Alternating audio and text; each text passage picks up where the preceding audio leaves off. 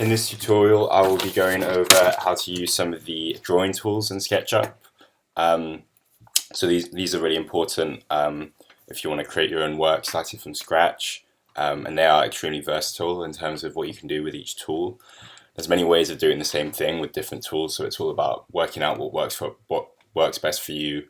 But obviously, it is important to know all the different commands that you can put in with each tool. So we'll start with a blank template.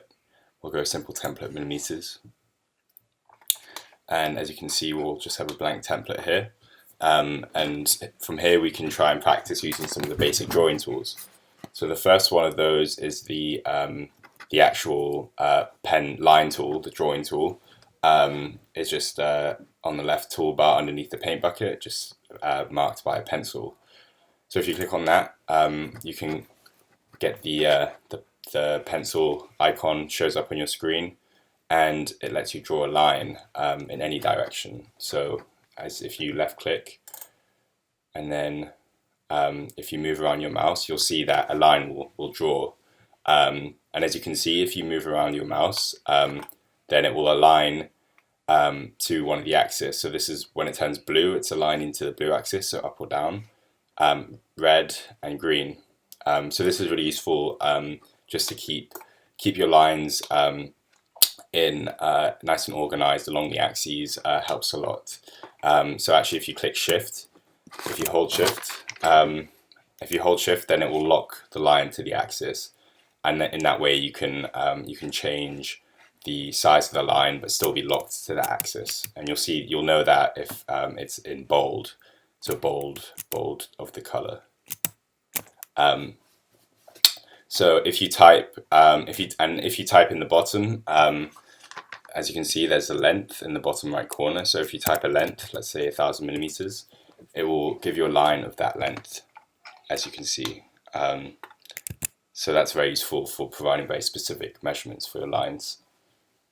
So let's try and draw a square on the ground here, and we can do this quite easily by following the axes. So you know this line is on the red, so green will be perpendicular. So let's do 1,000. And as you can see, that SketchUp has a system of predicting what would be kind of the most organized lines for you to draw, and it does this by inference. So you can actually see this here in this example, where if I try and draw a red line here, it will give me a green dotted line. So this is kind of inferring that I want to draw a square. So it kind of helps you snap to that point. So inference and snapping are really important tools, because they really help you to kind of create very specific geometric shapes in SketchUp, which will just make your life when modeling a lot easier. So let's just finish this and draw a shape. And there you can see by using the line tool, we've been able to just draw a simple square. So when let's say we want to create a cube from this square, we can still use the line tool. But a faster way of drawing a line, a line in the in any axis, is to use the arrow keys. So if you click a line, and draw a line, you will be able to draw any line in any axis, red, green, or blue, by clicking the arrow keys. So red, the red axis will be the right arrow key, green will be left, and up or down will be blue. So let's just draw a blue 1,000. Then we'll use the inference to keep drawing out the lines of this square cube.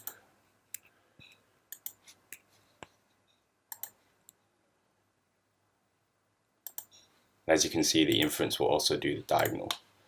And you'll also be able to see that with the snapping, if you hover your mouse over any of the points, it'll snap to an endpoint with a green marker, and then the midpoint will be a blue dot. So this is really helpful to kind of find very quickly where your midpoints are. It helps a lot with drawing out your shapes. So the next tool that we will look at is the rectangle tool. So this is the one that looks like a box with a diagonal going through it. So this is just a simple way of drawing rectangles. You can access this more quickly using the R hotkey, so just click R. So we'll just left click with this tool selected and drag, and as you can see it will draw out a box. So this is a faster way of drawing out a square or rectangle, faster than using the line tool, but again each has their own purposes and functionalities. And you'll know that your box is a square instead of a rectangle if you see this diagonal line inference forming. Will kind of guide you in that sense. But you can create a specific dimension for your box by typing in again your dimensions. So this time you'll need to type in 2 dimensions, the length and the width. So we'll do same as the other square. We'll do 1,000 millimeters, 1,000 by 1,000. So make sure you include a comma between each of the dimensions, and you should draw a square 1,000 by 1,000 millimeters. So as you can see, you'll naturally draw your square in the blue axis, so that means it will be kind of flat on the ground. But if you click on the arrow keys, then like right and left, you will change the plane that it draws in. So if I click left, it will draw in the green axis, so it will draw perpendicular to that axis, which means that I can draw a square which is vertical instead of on the ground. So again, we'll do 1,000 by 1,000. And there you go. There's another side. So it kind of draws it in planes instead of in lines. So a bit of a faster way to draw the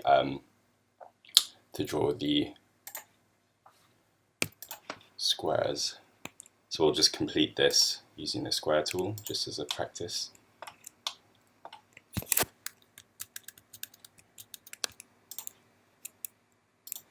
There you go. It will complete the square. So again, very useful tool, fast way of just drawing squares and rectangles. So the next tool is the rotated rectangle tool. So this operates similar to the rectangle tool in that it will draw a square or box out, but in this case you can draw a rectangle or box at a slope or at an incline. So if you left click, you can kind of drag out the base. So we'll just do 1,000 millimeters again as the base. And then if you, once you kind of select that, it will let you draw, create a pitch. So kind of, this is useful in the case if you wanted to do like a roof or any sort of slope. It kind of lets you kind of determine the angle as well as the length of this slope. So in this case, we'll just do, let's say, 1,045 degrees. So the first measurement you type in will be your length of your slope of your kind of rectangle, and then the next will be your degrees measurement. So as you can see, this is this produces a 45-degree angle as I typed in there. And you can actually, as with the other tools, you can change the axis with the arrow keys. So if I wanted to do a slope in any of the other axes, I can use the arrow keys to change that, and you'll see that based on the color of the protractor icon that shows up here. Delete that. Then we can look at the push-pull. So this only works on existing shapes. So as you can see, if I select this, it won't, if I just hover on empty space, it won't kind of give me something I can do. But if I select one of these planes, such as one that exists already on this square here, it will let me push or pull this out. So basically, I can extrude or intrude, so kind of increase the volume or decrease the volume. So the shortcut for this is P, hotkey. And as you can see, I can drag this up or down, depending on which way I move the mouse. So really helpful tool if you've drawn let's say we've drawn another square inside this one.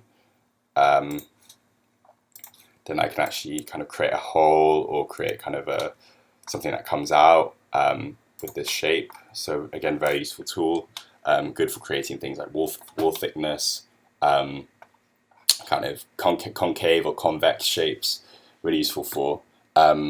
So we'll quickly also cover the eraser tool. So let's say we wanted to delete this whole shape or delete certain aspects of the shape. So let's say we have this this kind of shape drawn on here that we don't want anymore. A good way of kind of making sure that we erase each one that we want to erase is to use the eraser tool, which is just a kind of eraser icon below the mouse icon on the left toolbar. And once you select it, you'll have this icon with the eraser, and just by hovering over the line that you want to erase, then left click, you'll be able to kind of highlight the line, make sure the line is highlighted blue, and then once you let go of your left click, it will erase. So a more precise way of deleting. Of course, another way of deleting is just to select with the mouse key and then press your delete button on your keyboard, or you can drag out with your select key, and it will select a whole area which you can delete. So there's a number of way of deleting things on SketchUp. So next, so that's kind of your regular geometries, but if we look at more curved geometries, we have things in this menu, in the arc menu. So this is underneath the line tool. And as you can see, there's a few options here. Essentially, they will kind of draw different types of arcs, whether that be just a normal arc, which you can draw out if you select the top icon in this submenu. And as you can see, it will give you the same protractor on the ground, so this will draw an arc on the ground. The first line you draw out will be the radius of the arc, and the second will be the second point, so this is kind of the length of your radius, the length of your arc, sorry, and then it will draw that arc. So again, good for creating curved geometries, and you can be a bit more precise with it. There's different tools that you can use as well, so you can create this kind of arc, which will produce a different curve originating from a different point.